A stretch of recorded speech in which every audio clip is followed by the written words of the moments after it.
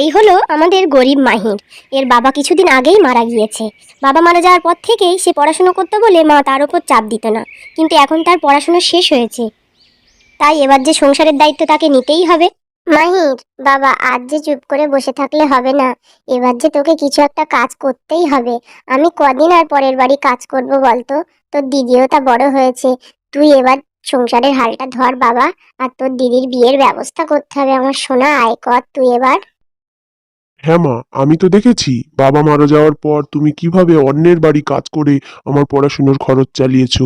আর দিদি দিদি তো বাচ্চাদের টিউশনি পড়িয়ে আমার হাতে টাকা তুলে দিত। আমি সব জানি মা, আমার পড়াশুনো শেষ হয়েছে, তুমি চিন্তা করো না।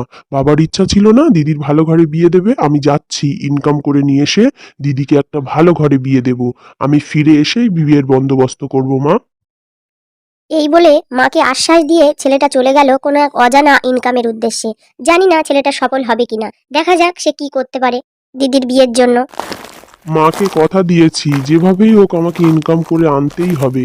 ওই সামনে ঘন বনটা আছে, যাই ওই ঘন বনটা পার হলেই না বাজারের সন্ধান। যদি কেউ আমাকে কোনো কাজ দেয় তাহলে দু পয়সা ইনকাম হবে।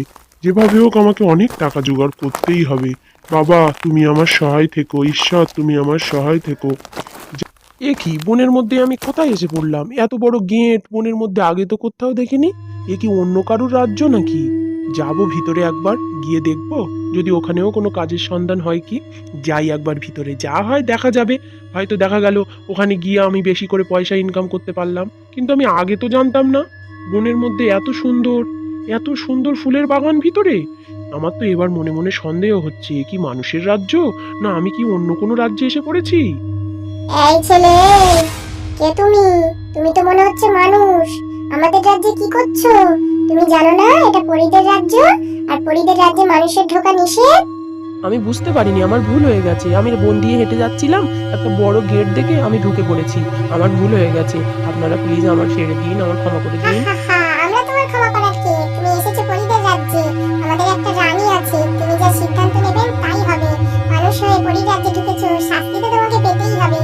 চলো আগে রানীমার রাজসভায় নিয়ে যাই, উনি যা ঠিক মনে করবেন তাই হবে। উনি যদি মনে করেন তোমাকে এখানে সারা জীবন বন্দি করে রাখবেন, তাই থাকতে হবে।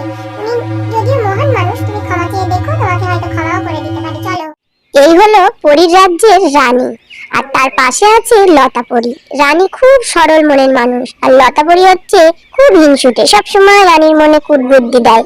কিন্তু রানী লতাপরির কথা কান না দিয়ে যেটা ঠিক সবসময় সেটাই করেন তিনি। জানো লতাপরি, আমার খুব ইচ্ছা যে মানুষের রাজ্যে একবার যাব, গিয়ে দেখবো ওরা কেমন ভাবে খায়, কেমন করে ঘুমায়, কিরকম ওদের সভ্যতা। আমার জানতে বড্ড ইচ্ছা করে। চলো না লতাপরি, একদিন দুজন মিলে চুরি করে যাই ওদের রাজ্যে। চুরি করে যাওয়ার কি আছে, আপনি একবার হুকুম দিয়ে দেখুন না, পুরো মানব সভ্যতাটাকেই এখানে তুলে আনবো। আরে না না, তোমাকে তো ধরে আনতে বললে তুমি বেঁধে আনো। আমার কাউকে কষ্ট দেওয়ার ইচ্ছা নেই, যে যেখানে আছে সেখানেই থাক। কিন্তু আমি সকাল থেকে তো ফুলপরীকে দেখছি না। রানীমা, আমি বাগানে হাঁটতে গিয়েছিলাম, দেখি একটা 17-18 বছর বয়সী মানুষের বাচ্চা আমাদের বাগানে ঢুকে পড়েছে। আমি তাই তাকে রাজসভায় দাঁড়িয়ে রেখে দিয়ে এসেছি, আপনি চলেন ওর বিচার করবেন। বিচার আবার কি? এত বড় সাহস আমাদের রাজ্যে ঢোকা! চলেন রানীমা, ওর একদম ফাঁসির দড়িতে ঝুলাবো আজকে। মানুষদের সাহসটা বড্ড বেড়ে গেছে দিন দিন দেখছি। আরে আরে লতাপরি, অত উত্তেজিত হয়ে না, আমি তো আছি। যাই, ওর যদি কোনো দোষ থাকে তারপর ওর শাস্তি দেবো। আর যদি দোষ না থাকে তাহলে কেন আমি নিরীহ একটা ছেলেকে শাস্তি দেব? আর তুমি বিচারের মাঝখানে কোনো কথা বলবে না, আমি আগাম বলে দিলাম তোমাকে। কেন যে বনের মধ্যে অত বড় গেট দেখে ঢুকতে গিয়েছিলাম, কেন যে পয়সা আসার লোভ আমার মধ্যে ঘিরে ধরেছিল। এবার কি হবে মা, আমি কি বাড়ি ফিরতে পারবো? কথা দিয়েছি বোনের বিয়ে দেব, মনে হয় না মা আজ জীবিত অবস্থায় বাড়ি ফিরতে পারবো। ভগবান জানে। এই যে ছেলে, সাবধান হও, আমাদের রানীমা পদার্পণ করছে। আর হ্যাঁ, রানীমার সামনে বেশি গলা তুলে কথা বলবে না। গলা তুলে কথা বলা তো দূরের কথা, এদিকে আমার ভয়ে প্যান্ট ভিজে যাচ্ছে। তার মধ্যে থেকে উঠেছিলাম, ভগবান গো কি হবে এবার।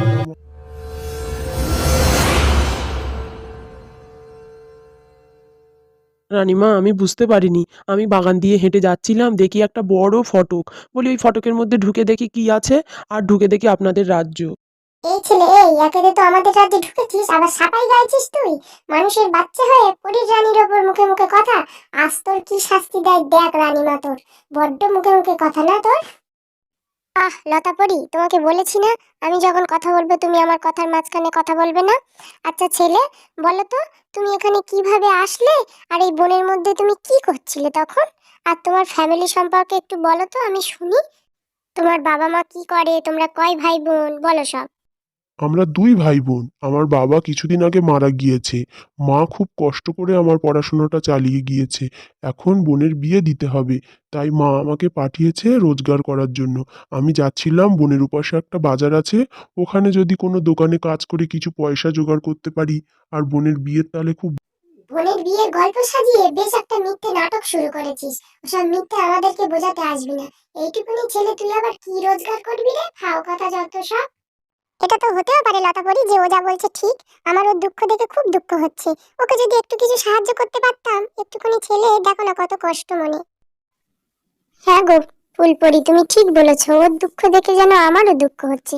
আহারে, একটুখানি ছেলে, তার মাথায় দেখো তো কত চাপ। আর আমরা দেখো তো সারাদিন আনন্দে উড়ে বেড়াচ্ছি, খাচ্ছি, আমাদের কোনো তো অভাব নেই। এই যে লতাপরি, ওকে কিছু টাকা দিয়ে দাও। ও যেন ওর বোনের বিয়েটা ভালো মতো দিতে পারে, কোনো অসুবিধা যেন ওর না হয়। এই রানীর মোহনগিরি দেখানোর জন্য একদিন দান করতে করতে কোষাগার না খালি হয়ে যায়। আমার ভালো লাগে না, দুটো পয়সা দেখতে পাই না, শুধু খালি আর খালি। আপনাকে যে কি বলে ধন্যবাদ দেব রানীমা, আমার মুখের ভাষা নেই। আমি সারা জীবন ঋণী থাকবো আপনার কাছে। আপনি না থাকলে আমার বোনের বিয়ে আমি দিতেই পারতাম না এত তাড়াতাড়ি। সত্যি। আরে একটা রানী হয়ে এটা আমার কর্তব্য। হতে পারি পরীদের রানী, তবু রানী তো। শোনো, যদি আর কোনো টাকা লাগে তুমি চলে আসবে ওই গেটের মুখে। সব সময় পরীর দরজা তোমার জন্য খোলা থাকবে। ফুলপরি তোমাকে গিয়ে নিয়ে চলে আসবে।